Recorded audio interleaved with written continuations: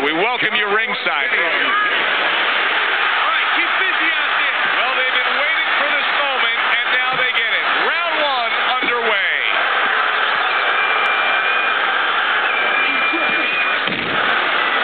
Stay away from those. Come on. Augustus is almost looking foolish that time he missed so badly. I like that two-punch combo by Emmanuel Augustus.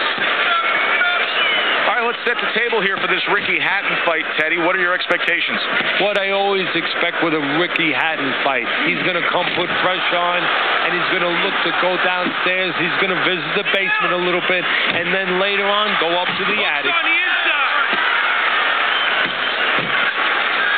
Is this the type of stylistic matchup, Teddy, a high stamina guy against a power puncher that many would describe as, oh, that's a little dangerous for the big favorite, for the big power puncher. That can be a trap. Yeah, it can be a trap because anytime you have a guy with high endurance, that means mentally he's fit. That means... Big shot, the right case. Oh! Emmanuel Augustus is on the canvas. He is on the canvas. He got crushed in by a hook.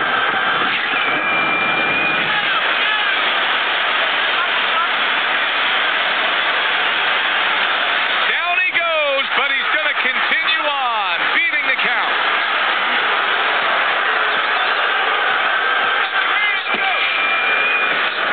Just punching air that time. His opponent was able to get out of the way. He clinches when he gets to the inside.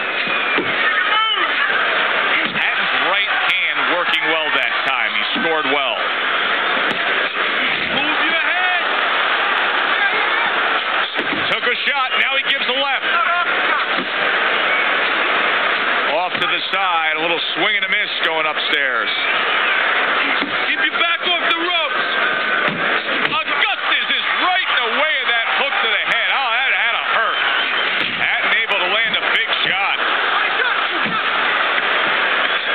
10 seconds to go in this round.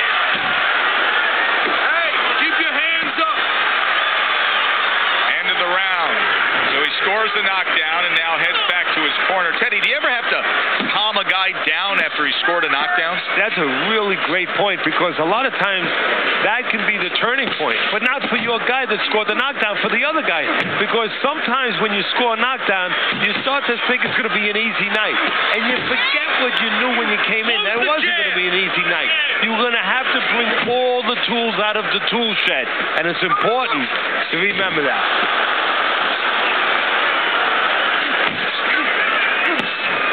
Tucks those elbows in, blocks the body shot. He just missed that shot up top.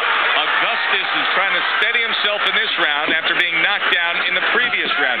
Teddy, how much can really happen in those 60 seconds? How much of a benefit is it to a damaged fighter? Well, a lot has to happen. First of all, physically, you have to revigorate the guy. You know, maybe massage the legs a little bit. Most importantly, get some ice on the back of his neck. You know, get that blood flow going a little bit. Make sure that you revive him a little bit. Get him back to feeling like he's ready to go after it. Double jab, double jab. Really a lot of consistency from him with the right hand.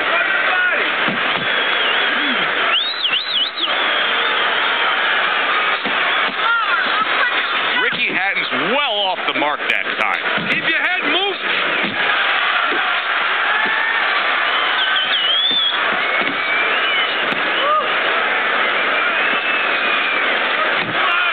That is a sharp uppercut by Emmanuel Augustus.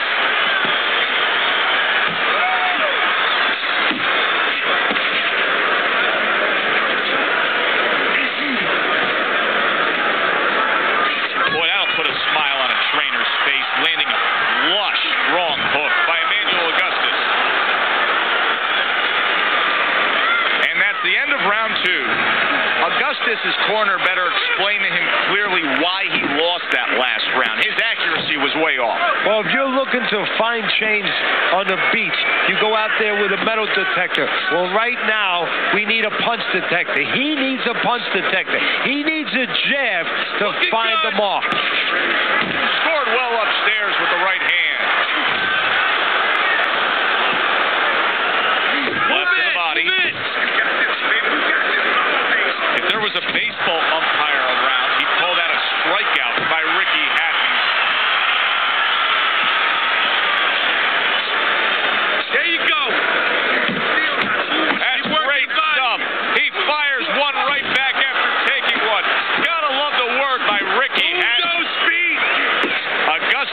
defense did a good job there, able to avoid that punch.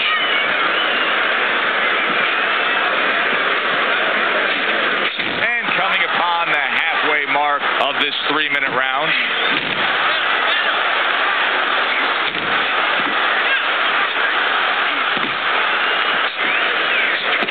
Augustus has done a good job there offensively scoring with that left hand.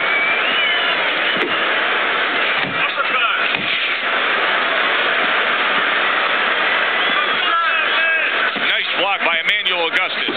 Augustus is being very patient here, but it's with a plan in mind. Yeah, it is with a plan in mind, and that's why he's such a successful fighter. He's trying to lure his opponent into a mistake.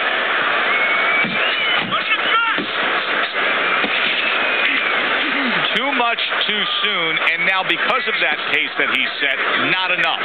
No, he's starting to look like my kids used to look like when they were little, when they ate too much candy. I mean, they were running all over the room, jumping all over the place, and then, bang, they crashed. All of a sudden, they hit the sack.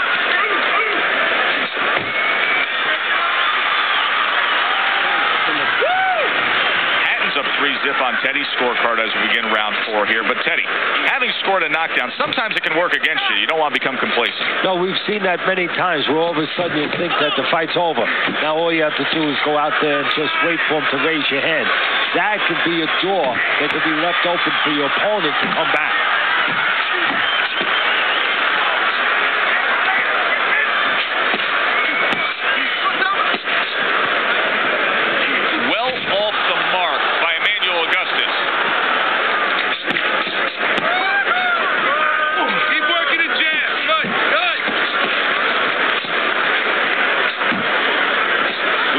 Hatton rise to prominence, getting through some of the B-level guys among the 140-pounders. Guys like Joe Hutchinson, Cool Vince Phillips, and Ben Tackey, and Mike Stewart, and Super Ray Oliveira. But his coming out party, I mean, his big moment was the upset of Kostya.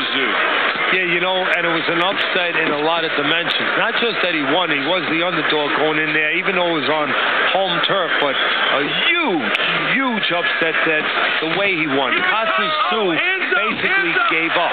He was broken down by the relentless style of Hatton. Don't let him get to you, kid.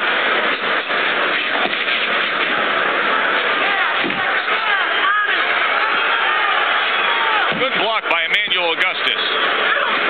Ricky Hatton showing that he's got some defense of his own. He got away from that punch. Hatton's keeping his guard up very, very well. Teddy, does it help to have the speed that he has? Sure. Anytime you have speed and you can put it into the equation where whatever you're doing, it has to be technically right, but now you put speed, you're doing it even better. You're doing it at a higher level. 10 seconds to go in the fourth.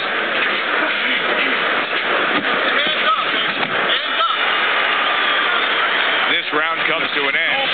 A round in which this fighter threw a lot of punches, didn't land a lot of punches. I'll tell you, what advice can you give to him if you're the trainer? Well, first of all, deal with the psychological part. Joe, don't forget, 75% of this game is psychological. Don't let him get discouraged, because even though he's not going to say nothing, in his head he's starting to get discouraged. Just say to him, hey, listen, you're going to catch him. Let's shorten him up a little bit. And you know what? He's moving his head, so go to the body. Because now you're going to hit him a little in the body, because the body's not moving.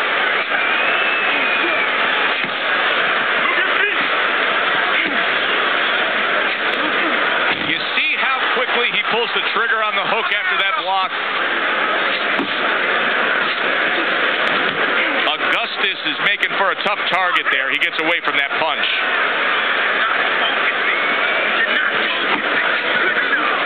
Hard boxing here. Good effective work with the counter punch by Ricky Hatton. Reaching the halfway mark of this round. Well, his opponent is opening up and coming forward, so I would think there are some opportunities that exist. Yeah, I think some counter-punching opportunities. Opportunities not on the front end, but on the back end. Unable to land clean by Emmanuel Augustus.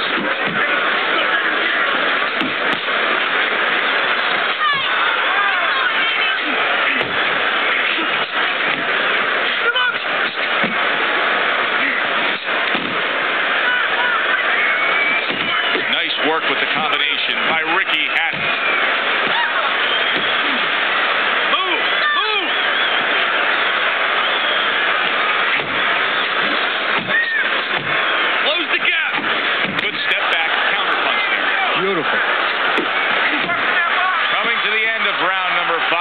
last 10 seconds.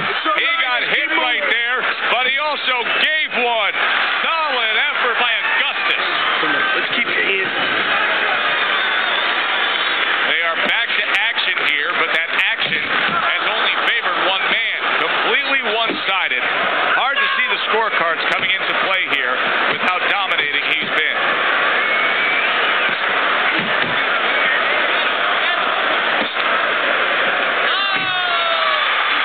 Keep moving around the ring. Very clever move there. A little defense turns to offense. The counter punch by Augustus. And now just wasting away some time with that clinch.